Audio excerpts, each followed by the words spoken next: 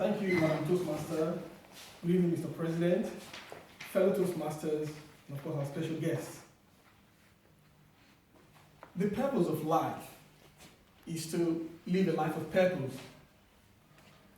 But this is not going to be a presentation about philosophies of life, I promise. How would you describe a speech without purpose? How would you describe a speech without purpose? Just one word? Rubbish. Exactly. Pointless. That's right, yeah, yes. It's like pouring water into a basket, isn't it? Time wasted. It's fair to say that such a speech will not attract great reviews. No speaker wants to leave an audience confused at the end of a speech. That is, an audience not understanding the main point of the speech. In Toastmasters, we're encouraged to continuously express ourselves through speeches, evaluations, and taking on leadership roles. But it's not simply about, doing for the sake of doing. There's a clear purpose behind the speech and leadership projects. This presentation in itself is a demonstration of the message that I would like to pass on to you. In the next few minutes, I'll be speaking on how you could apply purpose when communicating and sharing your ideas. Every speech is supposed to have a general and a specific purpose. Now, the general purpose of my speech is to inform you. My specific purpose is to get you, as a speaker, to be absolutely clear as to what you want your audience to know or do at the end of your speech or presentation. A general purpose is the broad aim of a speech.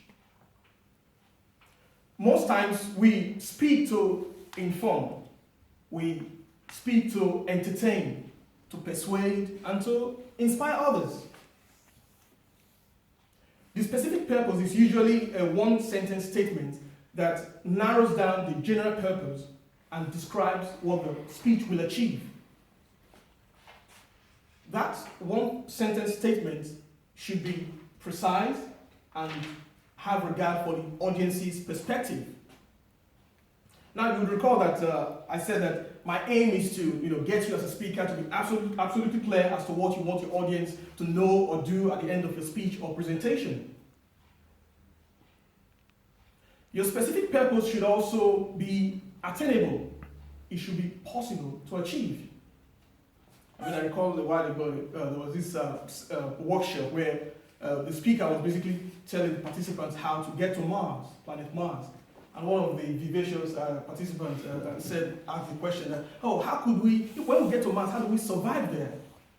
And then the speaker replied and said, look, this meeting is about how to get to Mars, not how to survive there. It's an important clarification, isn't it?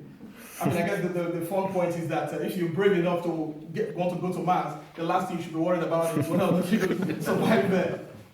But anyway, so a well-organized speech is more likely to achieve its purposes and will help the audience perceive you, the speaker, as enthusiastic, sincere, vivacious, spontaneous. You see, those qualities give you, the speaker, credibility. And when a speaker is perceived as credible, the speaker gains traction with the audience, and then the speech purpose is easily shared and understood. Ralph C. Smedley, the founder of Toastmasters, was quoted as saying that your life is much like a speech, in that to be a success, it needs to have a purpose and a plan. Of course, if life is to be rich, dynamic, and positive for you, there needs to be both a purpose in your mind and a plan for carrying out that purpose. Now, a speech might seem to have two combined purposes. For example, an informative speech that was also entertaining. But the speaker must be careful to stay on point, especially when informing an audience about the fire procedure. Now, so you must make sure that your speech emphasizes the purpose of your speech is very important. Make sure that you're able to convey it to your audience. Make sure that the content of your speech emphasizes its purpose. And by the time you conclude the speech, your audience should be able to state in one simple sentence the specific purpose of your speech. Of course, as I would fairly expect from you after I finish mine. Always remember that an audience wants to be informed, educated, and entertained, of course.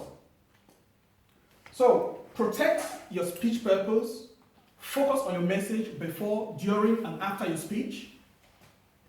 And finally, find your purpose, make a plan, carry out that plan, and you can expect to have a meaningful and enjoyable, memorable speech like this one. Thank you.